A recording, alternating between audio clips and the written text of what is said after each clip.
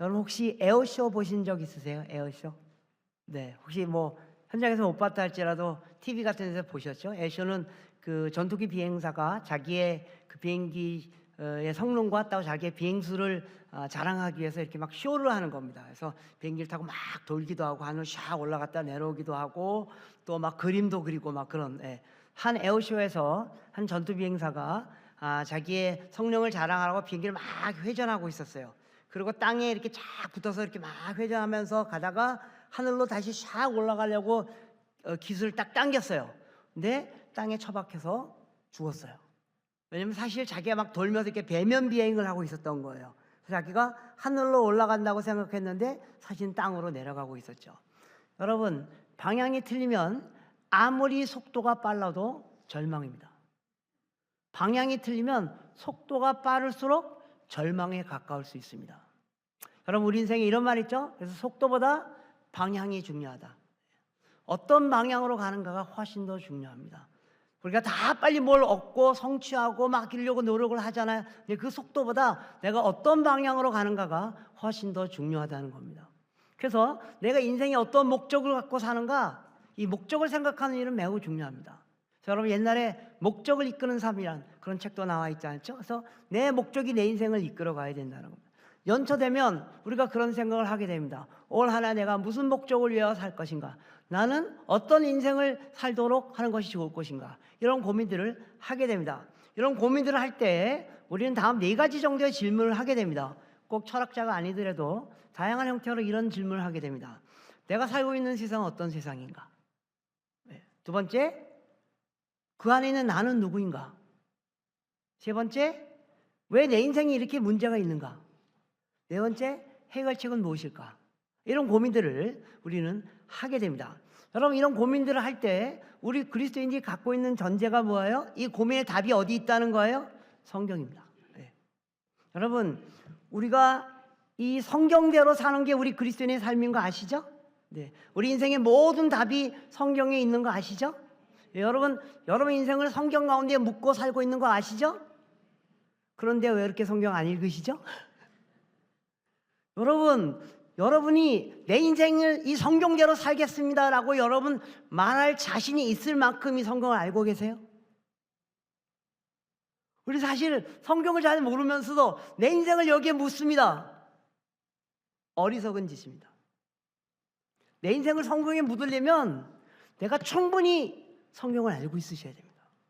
그래서 여러분, 올해 하나의 목표 중에 내가 올해 성경 한번 일독해 보겠다, 그런 거 한번 목표를 한번 세워보세요.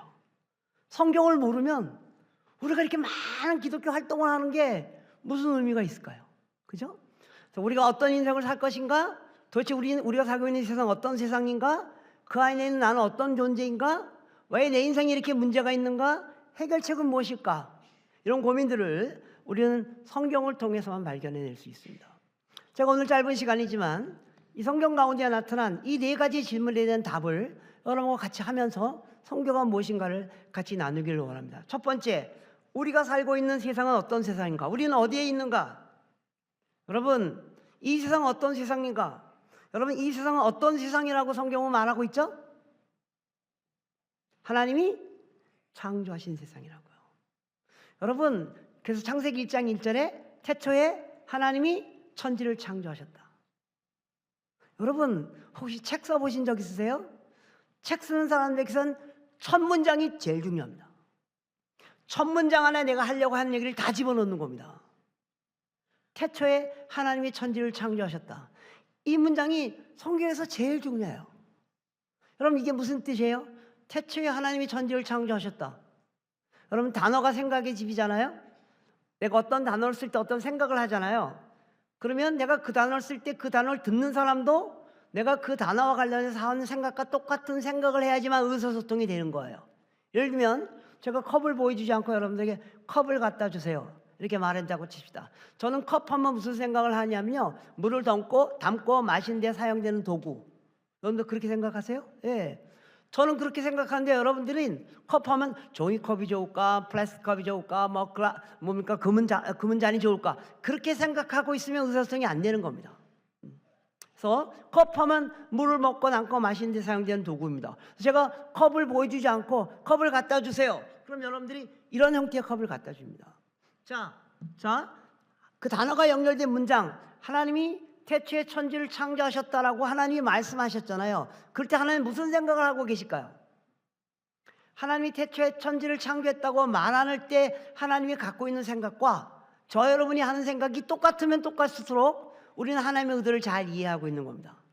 태초에 하나님이 천지를 창조하셨다. 무슨 뜻이에요? 뭐 하나님이 천지를 창조하셨다는 말이 무슨 뜻이에요? 그 말이요. 왜 여러분 그렇게 생각하셨죠? 그게 무슨 뜻이냐고요?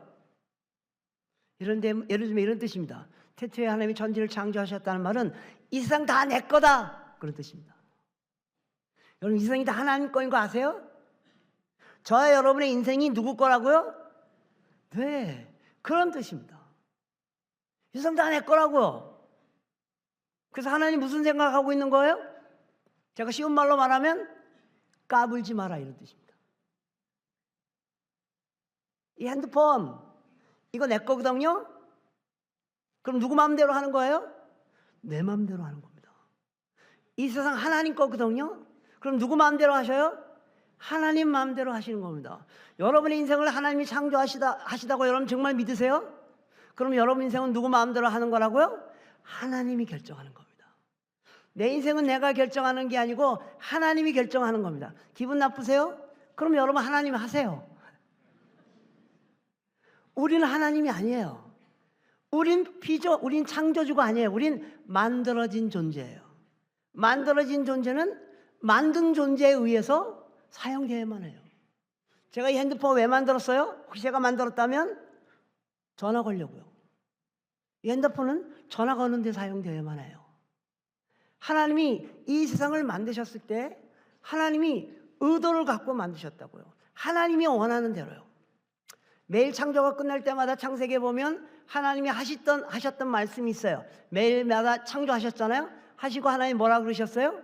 보시기에 좋았더라. 무슨 뜻이에요? 보시기에 좋았더라 무슨 뜻이에요? 보시기에 좋았다는 뜻이 아니 그게 무슨 뜻이냐고요. 여러분 어떨 때 와 보기 좋은데 이렇게 말해요. 내 마음에 들 때. 그죠? 하나님이 세상을 만들어 놓고 딱 보니까 와우 너무 잘 만들어진 거야. 너무 보기가 좋은 거야. 왜요? 하나님이 원하는 대로 만들어졌기 때문에. 여러분 이 세상은 하나님이 원하는 대로 만들어진 거 아세요? 네. 그래서 하나님이 보시기에 좋은 거예요. 그러면 하나님 이 세상을 뭐 하려고 만드셨을까요? 뭐 하려고 만드셨을까요? 무엇을 기대하고 만드셨을까요?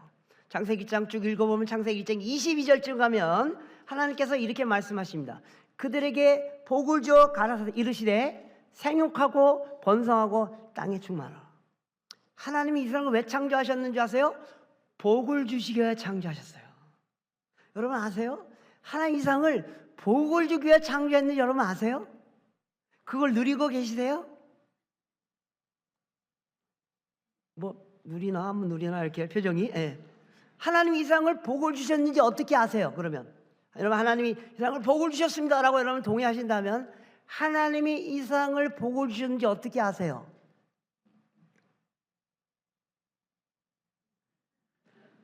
보면 모르세요?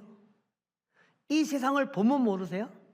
저 어마어마한 하늘, 저 어마어마한 바다, 저 어마어마한 산과 달과 그 안에 있는 동물들과 육축들 그리고 저 어마어마한 우주. 여러분 우주 한번 보신 적 있으세요? 얼마나 아름다고 멋지고 대단한 줄 아세요?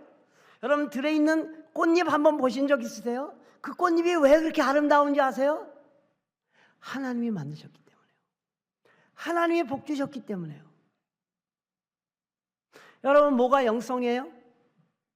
영성은 여러 가지 말로 설명할 수 있지만 이렇게도 설명할 수 있어요. 하나님을 느끼는 힘. 네. 그러면 누가 영성이 뛰어난 사람이에요? 아침에 일어나서 떠오르는 태양만 봐도 하나님을 느낄 수 있는 사람. 저녁 때 지는 태양만 봐도 막 하나님이 느껴지는 사람. 이 사람이 영성이 뛰어난 사람이에요. 여러분 꼭 설교를 들어야지 하나님이 느껴지세요? 설교 들으러 가려고 문 열고 하늘만 쳐다봐도 하나님을 느낄 수 있는 사람. 그 하늘을 내가 누가 만들었는지 알기 때문에. 저 어마어마한 하늘을 보고 하나님이 느껴지지 않는 사람, 이 사람이 영성이 없는 사람입니다. 여러분 피카소 그림 보고 와, 이 그림 대단하다. 누가 대단하다는 말이에요? 피카소가 대단하다는 말입니다. 저 어마어마한 광경을 보고, 자연을 보고 하나님, 와 대단하다. 어마어마한 폭포를 보고 와 대단하다. 누가 대단하다는 뜻이에요? 그 폭포를 만드신 하나님이 대단하다는 뜻입니다. 여러분 세상에서 제일 큰 폭포가 폭포가 무슨 폭포예요? 나이아가라 폭포. 뭐 들으셨죠? 저도 그렇게 배웠어요. 얼마 전에 캐나다 또 미국 동부에 있는 나이아가라 폭포 갔더니 정말 크더라고요. 와, 물이 정말 크더라고요. 근데 여러분 세상에서 제일 큰 폭포는요, 이과수 폭포예요. 남미 브라질과 아르헨티나 국경선에 있는 폭포. 여러분 미션이라는 영화 보셨어요? 그 영화에 나오는 그 폭포가 이과수 폭포. 여러분들 그 무슨 텔레비전 광고에 큰 폭포, 이게 이과수 폭포예요. 어마어마한 폭포예요. 몇 년 전에 아르헨티나에 있는 선교사들이 저 훈련애들 나가서 가가지고 훈련 끝난 다음에 저 휴가 보내줬어요. 2박 3일 동안 이과수 폭포 꼭 보고 가야 된다고. 그래서 가서 봤어요. 봤더니 정말 어마어마하더라고요. 이과수 폭포 앞에 나이아가라 폭포는 구정물이야, 구정물. 나이아가라 폭포 같은 게 막 수십 개가 연결되어 있는데요, 이 폭포가 너무 커서 위에서 물이 떨어지는데 그 밑을 배를 타고 이렇게 지나가면 하늘이 내려오는 것 같아요. 막 우왕좌왕 팡팡팡팡. 여러분 그런 멋진 광경을 보면 여러분들이 늘 하는 일이 있어요. 뭐예요? 뭐 하시죠? 뭐 하긴 뭐예요? 찍어야죠. 찍어야지. 사진밖에 남는 게 없다니까요. 저도 열심히 찍었어요. 그런 거는 이렇게 동영상으로 찍잖아요. 동영상으로. 동영상을 열심히 찍었어요. 제가 집에 왔어요. 그리고 그 동영상을 들여다봤는데도 우와, 어마어마해요. 동영상을 찍으면 거기 소리가 다 들어가 있잖아요. 뭐 우왕좌왕 쾅쾅 막 하늘이 내려오는 소리가 거기 다 들어가 있어요. 근데 그런 동영상을 찍을 때 어떻게 찍어요? 이렇게 눈앞에도 그렇게 찍잖아요. 그래서 거기 내 목소리도 다 들어가 있었어요. 10분 내내 저의 이런 목소리가 들어가 있었어요. 우와, 우와, 우와, 세상에, 우와, 선생님 와서 보세요, 물, 우와, 세상에 이럴 수가. 이런 소리가 10분 내내 들어가 있는데 거기에 우와, 어마어마하다, 이 폭포를 만드신 하나님은 위대하시다, 이 소리가 안 들어가 있더라고요. 제 영성의 비천함을 보여주는 겁니다. 그런 어마어마한 걸 봤는데 하나님이 생각 안 나. 여러분, 이 세상이 왜 이렇게 멋지고 아름답게 만들어졌는 줄 아세요? 하나님이 그러신 분이기 때문이에요. 하나님이 복 주시기 위해 이 세상을 창조하셨기 때문이에요. 그래서 우리 그리스도인들이 누려야 할 것 중에 하나가 뭐예요? 하나님이 만드신 이 피조 세계예요. 저 아름다운 산과 들과 별과 그것을 잘 보존하는 것, 이게 하나님을 섬기는 거예요. 그 산이 아니에요. 팔공산이 산이 아니고, 그 팔공산이 신이 아니고, 그 산을 만드신 하나님이 신이세요. 네. 여러분, 그래서 주말에 들과 산으로 가서 보셔야 돼요. 하나님 만드신 아름다운 자연들입니다. 세상은 하나님이 복 주시기 위해 창조하셨습니다. 두 번째, 그러면 그 안에 있는 우리 인간은 어떤 존재인가요? 하나님이 세상을 창조하셨는데 그 중에 가장 복을 주신 존재가 누구예요? 우리 인간이에요. 어떻게 알아요? 성경이 그렇게 말하고 있잖아요. 창세기 1장 26절에 하나님이 인간을 어떻게 만드셨다고 말씀하셨습니까? 우리의 형상을 따라 우리의 모양대로 사람을 만들고. 하나님이 인간을 어떻게 만드셨냐면 하나님의 형상을 따라 하나님의 모양대로 만들었다고요. 왜 이 말이 하나님 모든 피조물 중 가운데 인간을 최고의 존재로 만드셨다는 의미예요. 그래서 하나님의 형상이라는 말은 성경이 단어가 좀 어렵잖아요. 그죠? 하나님은 어떻게 하든지 하나님의 생각을 인간에게 전달하려고 인간들이 사용하는 단어로 표현하는 거예요. 형상이란 말은요, 복잡한 의미지만 사실은 하나님의 성품, 그런 뜻이에요. 하나님이 갖고 있는 내적인 성품을 우리 인간들에게 주셨다는 겁니다. 그러면 하나님은 어떤 성품을 갖고 계셔요? 하나님은 어떤 존재예요? 여러분 하나님 하면 하나님은 되게 하나님을 생각할 때 여러분들이 사용하는 단어가 어떤 단어들이에요? 하나님은 사랑이시다. 네. 하나님은 사랑이라는 성품을 갖고 계세요. 하나님은 공의로우시다. 하나님은 그런 성품을 갖고 계세요. 또 하나님을 생각할 때 여러분들이 사용하는 단어 중 하나가 거룩이에요. 거룩. 하나님은 거룩한 존재예요. 여러분 거룩의 의미가 우리가 정확히 몰라도 하나님은 거룩한 분입니다. 그러면 뭔가 하나님이 느껴지시죠? 네. 이건 하나님만 갖고 있는 성품이에요. 그 성품을 우리에게 주셨어요. 여러분 이 거룩이라는 성품은요 동물들에게 없는 거예요. 여러분 사시다가 거룩한 코끼리 만나보신 분 있으세요? 근데 우리가 사람에게 거룩을 느낄 수 있어요. 여러분 옆에 사람 한번 보세요. 거룩이 보이세요? 네. 왜요? 하나님이 그 성품을 우리에게 주셨기 때문에요. 여러분 저 이가숙 폭포가 아무리 거대하지만 그 이가숙 폭포는 거룩하지 않아요. 근데 저 여러분요? 때처럼 때또로 우리가 저같이 나이 들어서 막 뭐 머리도 많이 빠지고 이렇게 볼품 먹고 또 조그맣고 그럴지라도 우리는 어떤 존재인 줄 아세요? 거룩한 존재예요. 하나님이 갖고 있는 성품을 갖고 있는 존재예요. 세상의 모든 피조물보다 우리 인간이 가장 복을 받은 존재예요. 하나님의 모양대로, 모양이란 말도 어려운 단어예요. 그냥 쉽게 하나님의 하나님의 모습을 따라 하나님 나를 만드셨다고요. 이게 왜 하나님이 우리를 무지무지 사랑하는, 모든 피조물 중에 제일 사랑한다는 증거예요? 전혀 아주 오래전에 저희 딸아이가 태어날 때 이걸 눈치챘어요. 저희 아내가 출산하러 병원에 딱 들어간 거예요. 자연분만하러 들어갔는데 갑자기 문제가 생겨가지고 수술해서 애들 낳아야 된다고. 그래서 수시로 확 들어가 버렸어요. 저는 수실 바깥에서 막 벌벌벌 떨고 있어요. 아내 죽으면 어떡할까? 근데 한 시간 정도 지났는데 수술 문이 들어오게 열리면서 뭐 간호사 선생님이 뭘 이렇게 안고 나오면서 저한테 딱 보여주는 거예요. 당신의 딸이 태어났습니다. 손가락 10개, 발가락 10개 다 있죠. 이렇게 내가 보고, 그래서 뭐야? 그러고 딱 봤습니다. 제가 애 태어난다는 생각 깜빡 잊어버리고 아내 죽으면 어떡할까 이 생각만 하고 있다가 갑자기 뭐가 앞에 나타났으니까 제가 뭐야? 그러고 보고 있었어요. 처음에 아무 생각 없었어요. 10초, 20초, 30초 지나고 나니까 제 속에 약간 어마어마한 감동이 몰려오기 시작했어요. 세상에 이럴 수가. 왜 그런지 아세요? 제가 그 아이 얼굴을 한 잠시 동안 봤더니 그 아이가 저하고 똑같이 생겼더라고요. 제 첫째 딸 저하고 똑같이 생겼거든요. 이게 저에게 어마어마한 감동이었어요. 물론 이것 때문에 저희 딸아이는 지금 아주 심각한 상태에 빠져 있습니다. 아빠 때문에 내 얼굴이 이 모양이야? 올여름에 수술할 건데 약간 수술했어요 이미 여기. 예. 제가 그때 깨달은 게 있어요.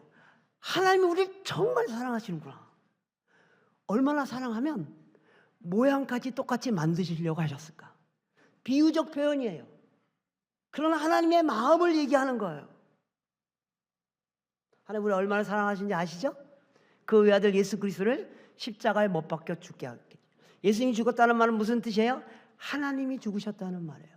하나님은 죽으시면 안 되는 분이에요. 그분은 스스로 계신 분이잖아요. 그런데 죽으시면 안 되는 그분이 우리 같은 피조물이란 무슨 말이에요? 만들 수도 있고 안 만들 수도 있고. 여러분 하나님이 저 여러분 안 만들어도 하나님이신 거 아시죠?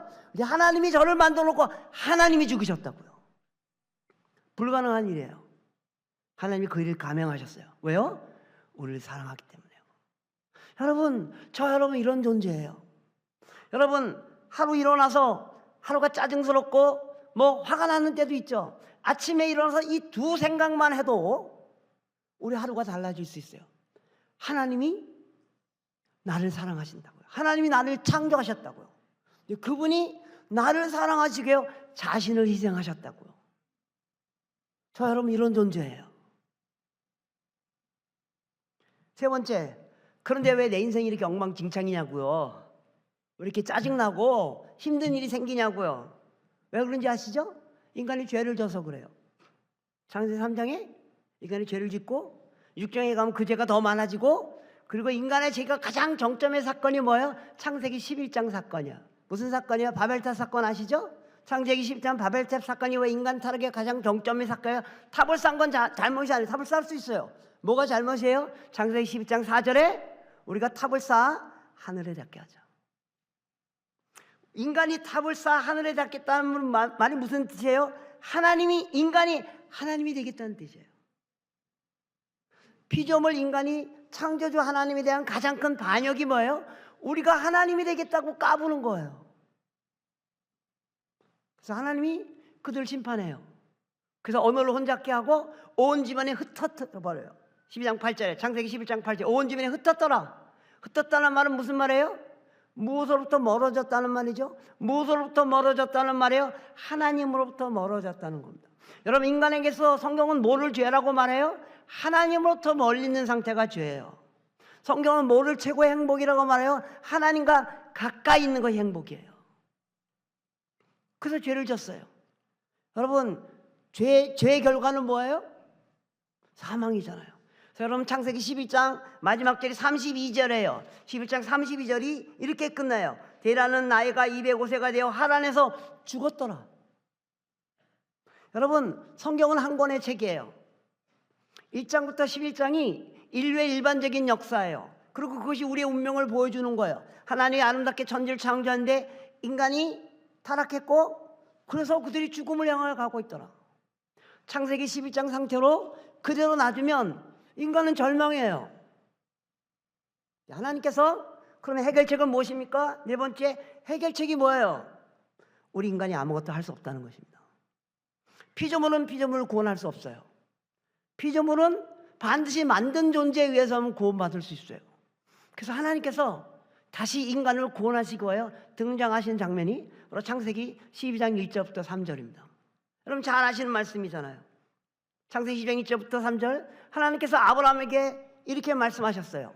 여러분 창세기 3장부터 11장까지 주어가 누구예요? 인간이에요. 인간이 주도하면 주도할수록 자꾸 죽음으로 향하여 가요. 창세기 12장에 들어가면서 하나님이 다시 주도권을 잡는 겁니다. 그래서 12장에 주어가 누구로 시작해요? 여호와께서 아브라함에게 뭐라고 말하냐면 너는 곤독 친척 아비의 집을 떠나 내가 보여줄 땅으로 가라. 내가 너를 큰 민족으로 내게 복을 줘 너희를 창대하게 하리니 너는 복이 될지라. 너를 축복한 자 내가 복을 내리고 너를 저주한 자 내가 저주하리니 땅의 모든 족속이 너로 말미암아 복을 얻을 것이니라. 잘 아시는 말씀이에요. 여러분 성경은 어떻게 이해해야 돼요? 성경은 두 가지 방법으로 이해해야 돼요. 성경은 하나님의 말씀이니까 성령의 도우심으로 이해해야 돼요. 성경 읽을 때 성령님 도와주십시오. 두 번째, 성경은 하나님의 말씀을 인간이 감동을 받아 쓴 거예요. 그래서 성경은 어떻게 이해해야 돼요? 국어책 읽듯이 이해하셔야 돼요. 인간이 쓴 글이기 때문에. 여러분 국어책 혹은 신문, 소설 읽을 때 어떻게 해야지만 그 내용이 이해돼요? 뭘 찾아야 돼요? 주어 찾아야 돼요. 그리고 반복되는 동사 찾아야 돼요. 그리고 목적어 찾아야 돼요. 그죠? 예. 자, 성경 보면 다시 올려주면, 자, 여기서 주어가 누구예요? 아니요. 그냥 1절, 3절 통으로 올려주십시오. 죄송합니다. 예. 예, 여기서 주어가 누구예요? 여호와께서. 예. 하나님이 다시 주도하는 거예요. 자, 반복되는 동사가 뭐예요? 하나님 뭐 하시겠다고 계속 반복해요? 복을 주시겠다. 이 문장은 하나님이 복을 주시겠다는 문장이에요. 다 동의가 되시죠? 그 다음에 목적어 찾아야 돼요. 하나님이 누구에게 복을 주시겠다고 말씀하셨어요? 아브라함에게. 하나님이 아브라함에게 복을 주시겠다고 말씀하셨습니다. 라고 이 문장을 읽고 우리가 보통 금방 반응하잖아요. 그게 우리 기독교의 비극이에요. 하나님은 아브라함에게 복 주시는 분이 아니에요. 이 문장은 원래 이렇게 되어 있습니다. 넘겨주십시오. 네. 하나님이 아브라함에게 뭐라고 말했냐면 땅의 모든 족속이 복을 얻게 될 것이다. 하나님이 누구에게 복을 주시겠다고 말씀하시는 거예요? 땅의 모든 족속이. 하나님은 아브라함만 복 주시는 분이 아니에요. 하나님은 온 땅을 복 주시는 분이에요. 왜요? 이 세계를 다 누가 창조하셨다고요? 하나님이 창조하셨기 때문에요. 이거 놓치면 기독교 놓치는 겁니다. 다시 창세기 12장 1절부터 3절 전체를 보여주십시오. 그런데 하나님이 그를 어떻게 하시겠다는 거예요? 하나님이 그 사이에 아브라함에 대한 얘기가 들어가 있는 거예요. 하나님은 땅의 모든 족속을 복 주시는 거예요. 근데 그렇게 하려고 하나님이 아브라함에게 민족을 이루고 내가 너에게 복을 주고 복을 안 주겠다는 말이 아니야. 복을 준다고요. 근데 여러분 문장 어디까지 읽으셔야 돼요? 마침표 있을 때까지 읽으셔야 됩니다. 복을 주옵니다. 복을 주겠다가 아니고 복을 주옵니다. 너 이름을 창대케 하겠다가 아니고 너 이름을 창대케 하려니입니다. 문장이 어디에서 끝나요? 너는 복이 될지니라. 하나님의 아브라함에게 하신 약속은 사실은 복이 되겠다는 거예요. 이거 옛날 갖고 있는 성경에 뭐예요? 어떻게 되어 있어요? 복의 근원이 될 것이다. 복의 통로가 될 거라고요. 하나님이 아브라함에게 해서 갖고 있는 목적은 복을 받겠다는 것 정도가 아니라, 복을 안 받겠다는 말이 아니야. 복을 받는다고. 근데 그게 끝이 아니고요. 창대케 하겠다고요. 근데 그게 끝이 아니고 복이 되게 하겠다. 복의 통로가 되겠다는 거예요. 그래서 누가 복을 받겠다는 거예요? 너로 말미암아 모든 민족이 복을 얻게 할 것이다. 여러분, 이거 놓치면 기독교 놓치는 겁니다. 여러분, 성경 구절 많이 외우세요. 빨리 넘어가겠습니다. 네. 혹시 한 구절 외우면 외우는 성경 구절 뭐예요? 요한복음 3장 16절. 네. 한번 외워볼까요? 시작. 하나님이 세상을 이처럼 사랑하사 독생자를 주셨으니 이는 저를 믿는 자마다 멸망치 않고 영생을 얻게 하려 하십니다. 하나님 누굴 사랑하셨다고요? 세상을요.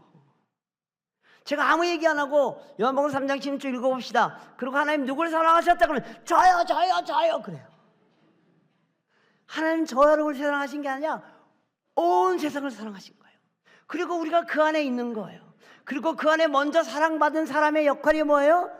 복이 되는 거예요. 복의 통로가 되는 거예요. 이거 하려고 복을 주는 거예요.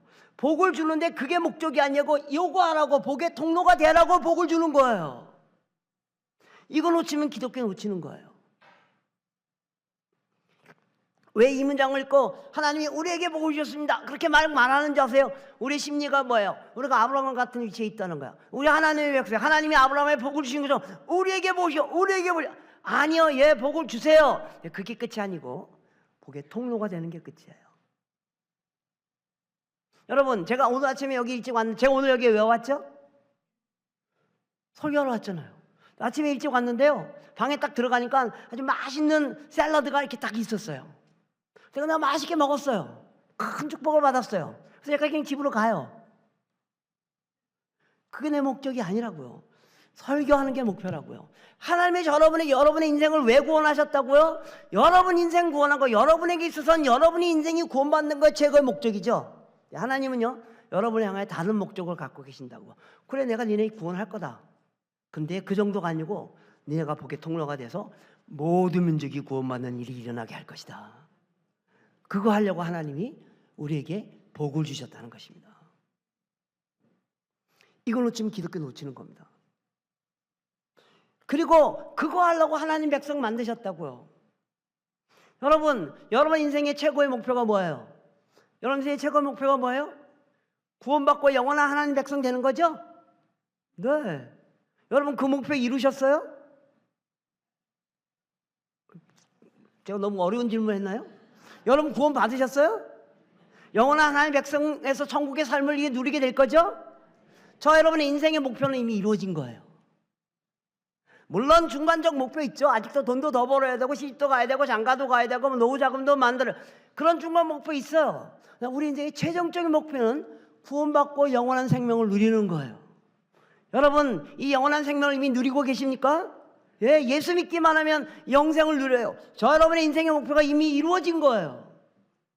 그래서 내가 이제 누구의 목표에 관심을 갖는다고요? 하나님의 목적에 관심을 갖는 거예요. 그 목적은 하나님 우리가 복의 통로가 돼서 모든 민족이 복을 받게 하는 거예요. 그거 하려고 복 주시는 거예요. 여러분 하나님의 복을 누리고 계시죠? 건강 또 뭐 여러 가지 이슈들도 있지만 복을 누리고 계시잖아요. 왜 살려주셨는지 아세요? 왜 구원해 주셨는지 아세요? 그 이유를 아셔야 돼요. 복의 통로 되라고요. 그래서 모든 민족이 복을 받는 거예요. 여러분 내가 구원받아서 하나님은 위대하신 분입니다 라고 말하는 사람은 정말 이기적인 사람이에요. 잘못 말하면 우리 기독교인들이 정말 이기적인 존재예요. 세상에서 복 받고요, 죽어서 천국까지 갖는 복을 받겠대. 그래, 니네끼리 잘 먹고 잘 살아라. 그게 목적이 아니에요. 만일 교회가 그것만을 왜 존재하면 우린 너무 이기적인 집단이에요. 하나님 우리에게 그런 복을 주신 이유가 뭔지 아세요? 우리가 복의 통로가 돼서 모든 민족이 복을 얻는 그 일에 참여하는 거예요. 제가 여러분에게 처음 온 것 같아요. 뭐 옛날 수십 년 왔는지 잘 기억 안 나지만 처음 온 것 같아요. 제가 뭔지 무슨 교회인지 잘 모르고 그냥 왔어요. 여러분 교회 목사님 이제 새로 변화돼서 바꾸시고 그래서 새로운 변화를 일고 가겠구나. 그런 거 고민하겠구나. 그런 생각을 했어요. 제가 일부 예배 끝나고 일부 예배 중에서 광고하는 내용을 보고 이 교회는 내가 안 와도 되는 교회구나 이런 생각을 했습니다. 그렇다고 안 부르지 마세요. 나중에 또 부르세요. 농담입니다. 이 교회로 이미 170명의 선교사들을 섬기고 있다면서요. 와우. 그런 거 하라고 하나님 교회 만드신 거예요. 우리 이미 천국을 얻었잖아요. 이미 영생을 따놨잖아요. 그냥 그거 누리고 우리 혼자 천국 가는 거 그거 얌체들이에요. 그런 거 얌체들이에요. 기독교인들이 얌체 노릇하면 안 돼요. 복의 통로가 돼서 모든 민족이 주님 앞에 오게 하고 모든 민족이 구원받는 것. 여러분 만일 모든 민족이 구원받는 것이 하나님의 목적이라는 것을 어떤 사람들이 깨닫지 못했으면 저 여러분 예수 못 믿었어요. 무슨 뜻이에요? 지금부터 140년 전 아펜셀러 언더우드라는 25살 된 청년들이 하나님이 우리를 구원하는 게 목표가 아니고 모든 민족을 구원하는 게 목표구나. 그리고 조선이라는 나라를 봤어요. 우상 숭배하고 있고 굶어 죽어가고 있고 그리고 하나님 하나도 모르는 그 민족, 저 민족도 우리처럼 구원받아야 되는구나. 그래서 그들이 배를 타고 6개월에 걸쳐서 1년에 걸쳐서 이 땅에 와서 복음을 뿌린 지 140년 만에 이런 어마어마한, 여러분 교회가 하는 그런 어마어마한 일을 하는 거예요. 이제 하나님이 여러분의 교회로 하여금 그 일을 하게 하길 원해요. 아직도 세계 인구 중에 42.8% 뭐예요? 아직도 세계 인구의 약 40억 정도가 복음을 한 번도 들은 적이 없는 거 아세요? 여러분 이런 걸 수치적으로 들으면 그냥 뭐 그러려니 이렇게 생각하시죠? 여러분이 예수 못 믿었으면 어떻게 될 뻔했는지 여러분의 인생이 어떤 인생인지 아시잖아요. 내가 예수 없었으면 내 인생 끝장이었다는 거 여러분 아시잖아요. 그래서 이 예수를 모르는 사람에게 관심을 갖는 건 너무너무나 당연한 일이야. 그거 하라고 우리에게 은혜 주셨다고요. 기도할 때 조심해야 돼요. 나의 주 나의 하나님. 하나님이 내 거예요? 내가 하나님 거예요. 하나님이 나를 위해 존재하는 게 아니고 내가 하나님을 위해서 존재하는 거라고요. 그거 하라고 나 구원 주셨다고요. 만약 우리가 하나님의 목적을 향하여 산다면 우리 삶의 내용들이 달라질 수 있어요. 복의 통로가 되는 거예요. 여러분 교회가 이미 충분히 그 일을 하고 있어요. 제가 한국교회를 대표하는 사람은 아니지만 한국교회 리더 중에 한 사람으로, 성교회 시니어 중에 한 사람으로 너무너무 감사해요. 여러분 이게 어떻게 100여 명이 넘는 성사를 섬길 수 있을까? 와, 너무 감사해요. 너무 감사하고 너무 여러분들에게 칭찬을 하고 싶어요. 한 걸음 더 나가서 우리 교회도 복의 통로지만 우리 개인도 복의 통로예요. 교회만 선교하는 게 아니고 우리 개인도 선교해야 돼요. 선교는 선교사만 하는 게 아니에요. 모든 하나님의 백성이 하는 거예요. 여러분 한국이 올림픽 나가면 무조건 금메달 따는 종목이 있어요. 뭐예요? 양궁이에요. 양궁 무조건 금메달이에요. 그래서 올림픽 금메달 양궁 선수들은요 올림픽 게임보다 국가대표 결정전이 더 힘들어요. 국가대표 결정전에 1등하면 거의 금메달 따놓은 당상이에요. 그래서 전 세계 사람들이 양궁은 무조건 한국이에요. 그래서 전 세계 사람들이 한국 사람이 양궁을 다 잘하는 줄 알아. 저는 양궁 만져본 적도 없거든요. 몇 명 잘 훈련된 사람이 나가서 금메달 따는 것도 중요해요. 근데 정말 중요한 것은 전국 우리가 양궁 잘하는 나라가 되려면요 우리 모두가 양궁을 즐길 줄 알아야 돼요. 그래서 마을대회에서 1등한 사람이 시대하고 시대에서 1등한 도대회하고 도대회에서 1등한 사람이 국가대표하고 그래야지만 지금까지 양궁 잘하는 나라잖아요. 여러분 교회가 선교사를 많이 너무너무 잘한 겁니다. 제가 여러분들에게 더 도전하고 싶은 것은 여러분도 선교하셔야 돼요. 나는 해외 못 나가는데요. 선교는 멀리 가는 게 선교가 아니에요. 다른 문화에 가는 거예요. 복음을 듣지 않은 사람들에게 가는 거예요. 근데 그 복음을 듣지 않은 사람이 옛날엔 다 멀리에 있었어요.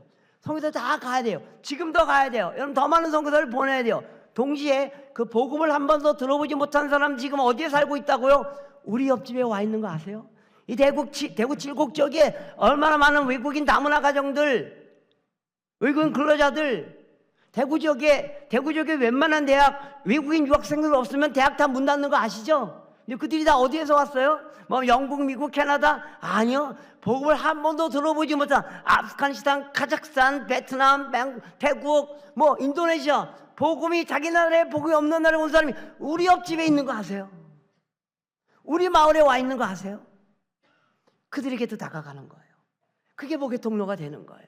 그래서 여러분을 말미암아 모든 민족이 복을 받는 일이 여러분 교회뿐만 아니라 여러분의 개인의 삶을 통하여 일어나길 축복합니다. 네, 어려운 일 아니에요. 그냥 다가가면 돼요. 오늘 같은 주말에 이렇게 시내 나가보세요. 저 약간 외곽에서 공장에서 일하던 외국인들이 시내 구경하러 시내 나오고 이렇게 전철 탁 보면 알잖아요. 전철 이렇게 탁 타고 보면 알잖아요. 옷모습이나 이런 거 보면 뭐가 어디가 어딘지 몰라도 이렇게 얼굴이 하고 있는 사람들 있잖아요. 찾아가서 어디 가세요? 도와드릴게요. 나는 그 나라 말도 못하는데 걱정하지 마세요. 여러분들이 그 나라 말 솜씨보다 그들의 한국어 솜씨가 월등한 거 아세요? 한번 도와줘 봐야 되겠다. 뭐 어려운 거 아닙니다. 예수 믿어 이런 얘기 안 해도 돼요. 그냥 가서 힘드시죠. 뭐 주머니에 뭐 사탕 하나 있으면 이거 하나 드세요. 한번 해봐야 되겠다. 그래서 하려고 이렇게 딱 해서 눈이 딱 마주쳤어요. 그럼 여러분 어떻게 딱 피하죠? 왜요? 두려워서. 여러분 여기가 어디예요? 한국입니다. 한국에서 여러분하고 외국인하고 눈 마주쳤어요. 누가 더 두려울까요? 다가가세요. 환대를 베푸세요. 그게 출발이에요. 여러분 교회가 많은 선교를 하는 일도 중요합니다. 헌금하시고 열심히 가세요. 또 단기팀 올여름에도 단기팀 여러 팀이 간다. 참여해보세요. 단기 선교 한번 갔다 오면 기도가 달라지는 거 아세요? 달라지는 한번 가보세요. 한번 참여해보세요. 다양한 방법으로 여러분 교회가 선교사를 보내는 일, 또 여러분이 선교사로 직접 나가는 일, 우리 가운데 있는 외국인 근로자들이나 유학생들을 환영하는 일, 또 선교를 알리는 일, 이 모든 일을 통하여 여러분이 복의 통로가 되어 온 열방이 하나님께 돌아오는 그 축복이 여러분 대구 북한교회를 통하여 계속되고 계속될 수 있도록 축원하고 축복합니다. 기도하겠습니다. 하나님 아버지, 천지를 창조하셨고 우리를 사랑하셔서 우리가 복의 통로가 돼서 모든 민족이 복을 받게 하시는 그 하나님, 그 하나님이 우리 북한교회 가운데 역사하셔서 감사합니다. 이를 통해 많은 성도들이 파송되게 하셔서 감사합니다. 이제 한 걸음 더 나가서 우리 개인들도 복의 통로 될 수 있도록 축복하여 주시옵소서. 예수님의 이름으로 간절히 기도드리옵나이다.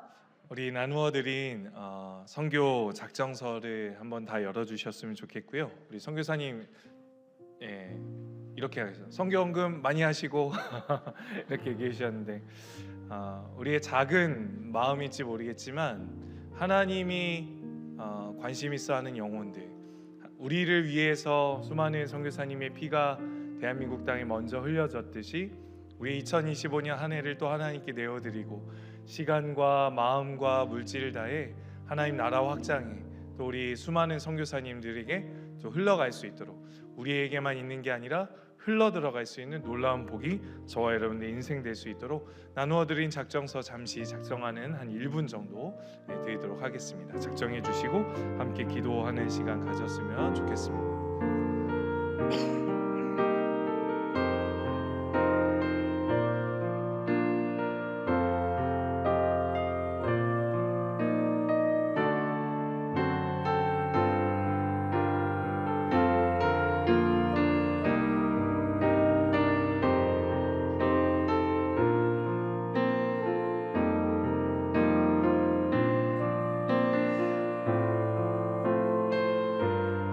말씀을 좀 기억하면서요, 작성하실 분들은 계속 작성해 주시고 오늘 말씀 기억하면서 우리의 삶을 좀 뒤돌아보았으면 좋겠습니다.